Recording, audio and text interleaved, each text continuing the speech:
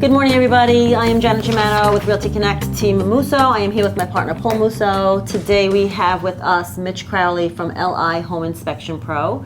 Mitch, thanks for being with us today. You're welcome. Awesome stuff. Glad to be here. Yeah, we're glad to have you. We were just talking earlier, like we go back many moons, right? Many years, Many yeah. years. Yes. And we started, it's gotta be 15 years that we've been working together, Yeah, I remember the first inspection Yeah. when I met you. right? Good stuff. We were talking about it the other Yeah. day, Rocky Point. Yeah, and we just started from just mingling and talking, and we always had somebody that was doing our inspection, and you always go-to guy when we needed questions answered. Thanks, I really appreciate that. And so we thank you for having And us. I love Team Musso. All you guys are awesome. Thank you. Yeah, I've worked with each and every one of you guys from the team, and it's always been a pleasure to deal with you guys. Awesome. Thanks, Mitch. So we had a couple of questions. Typically, when we do this, a lot of people kind of type in questions that they want. So Janet's going to go through it a little bit. Okay. And typical questions Yep. and some probably good answers. Yep. So, Mitch, can you tell us a little bit about yourself and how you got involved in home inspections? Sure. So I'm a structural engineer by trade. I started in Manhattan out of college. As a structural engineer. And when I had my first son, I never saw him. With the train ride and everything like that, I didn't see my son. So I took a job with the local municipality, with the county, with the Bridges and Structures division there. And I took a little bit of a cut in pay, and I was looking for something else and started doing home inspections. And that's 26 years later that I've been doing them. So that's how I got into the business. Like I said, as far as my experience, structural engineer by trade. I also I let the licenses expire to be fair, but I was a licensed mold assessor, a licensed asbestos inspector. I took those classes and got licensed because I just wanted to really bolster my credentials as a home inspection and my knowledge during a home inspection. I really never planned to go into those lines of work. So that's why I did that. So I am that. Like I said, 25 years experience in the field. So that's my background. Pretty solid background. Yeah. Well-rounded. Yeah. That's great. Can you give us an idea of what a home inspection would cover and the things it will not cover? Sure. So I was saying, just to start out with what it doesn't cover. First off, home inspection is a visual inspection. So we don't do any destructive or dismantling of anything. Don't rip apart walls. I can't see behind walls. So that's what a home inspection entails. As far as what I inspect, I pretty much go through the house with a fine-tooth comb. I look at, starting with the exterior. I get on most roofs. I can't get on every roof depending on the pitch of the roof and the height of the roof, but I get on most roofs, inspect the roof, inspect the exterior elements, the siding, the windows on the exterior, inspect the grading on the exterior. Is the land graded toward the property or away? There can be issues with water in the basement. Retaining walls is another thing. That's a thing that a lot of buyers will overlook and not really think about. There might be a retaining wall on the border of a property they don't see or anything like that, and they can be pretty costly at times.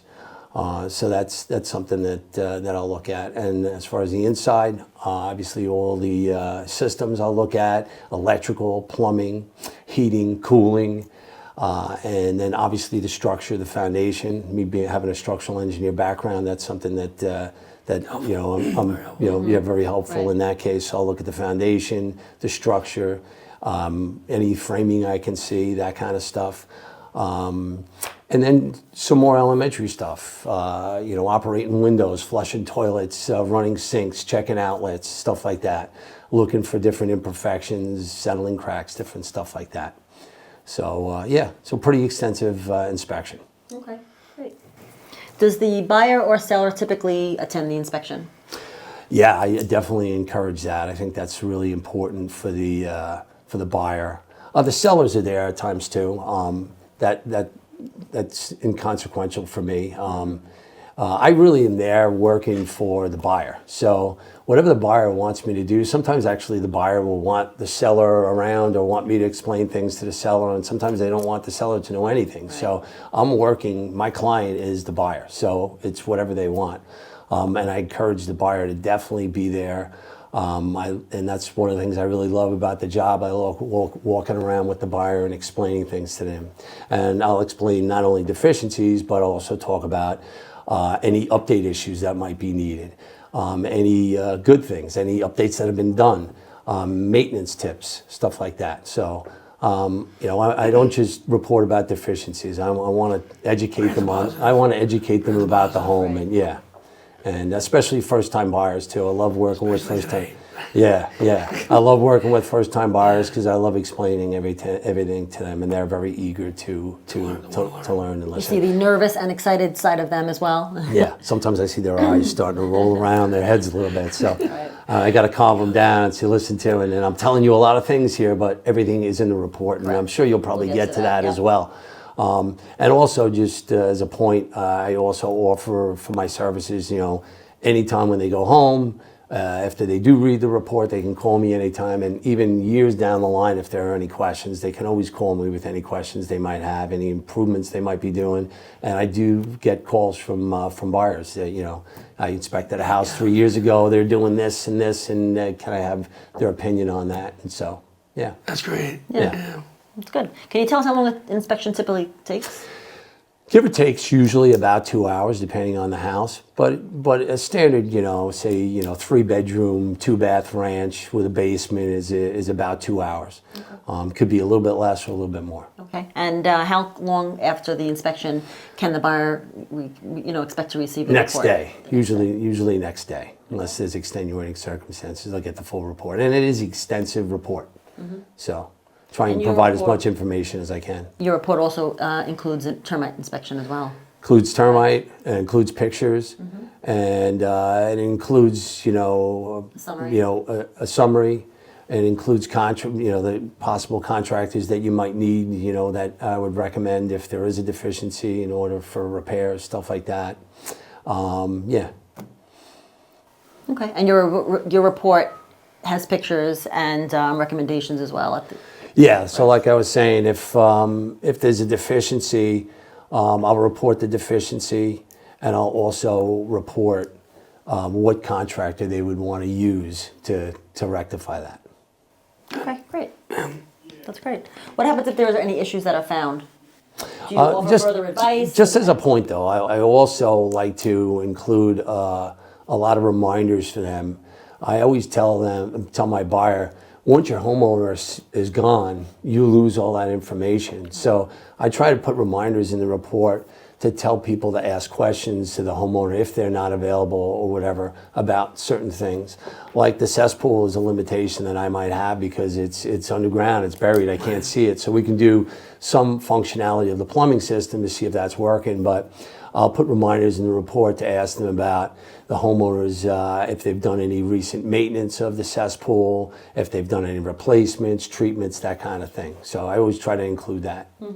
I'm sorry, what was your question? Okay, Mitch, so what happens if there are issues found? Do you offer further advice or recommendations for the consumer? Yeah. So like I had said, so I always, if there's an issue found, I'll try and come up with a recommendation, but also I'm there as a generalist, right? So I'm always going to offer a contractor that specializes in the field that I think that they should be looking at that for further inspection or repair. So whether it be a plumbing issue, a plumber, electrician, and so on and so forth. Right. Okay, great. I know I have used you many times with my buyers as well, and all the reports that come back are, in detail, very easy to explain, and you've been great to work with, Mitch. So we appreciate you. Yeah, no, I appreciate it. Yeah, thanks so much, and I appreciate you guys. And again, you guys have always been great to work with.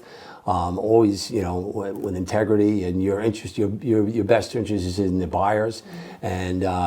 Not every realtor might be like that, but you guys, you want to hear if there's a problem and you want to deal with it. And you always provide me with the listings and any surveys or any additional information that might be available to educate me on the home, which is good, to give me a little heads up. One thing that Mitch was saying, like transparency, and obviously we have a fiduciary responsibility to the buyer, which is our client. But sometimes I think as us as agents, we also forget we have a general fiduciary responsibility to the public. And at times we also have a fiduciary responsibility to the seller. Like transparency sometimes, Is key. is key. And you know, as we go through some of the inspections, you and I have been on inspections, and we've gone to the end of the inspection, and you've said to me, Paulie, you know, there's a couple of issues that actually need to be addressed quickly.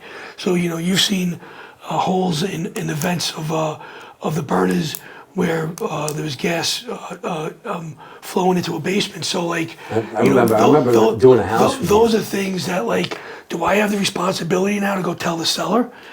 No, because I represent the buyer, but I do have a fiduciary responsibility to the public to say that if we caught something and we do catch something, that when there's an issue, we gotta let them know. And even if we represent the buyer, we gotta let the seller know you have a problem here. And sometimes, well, to be honest with you, I'm sorry to interrupt, but it's part of the code of ethics by the New York State DOS, which is who I'm licensed by. By the way, my home inspection experience precedes licensing, so you didn't have to be licensed when I was a home inspector. Now I obviously, am licensed now, but the DOS requires if the home inspector deems that there is an immediate safety issue, that they actually do report that to the seller. So I would do that. But at the end of inspections, you're always very good about wanting to get with your client and me and hear about the main points and any major issues, so that you can do your job and take it from there. Our job is to, you know, review those docs, mitigate it, figure out the best course of action, and put a solve. Do you remember a house we did a long time ago?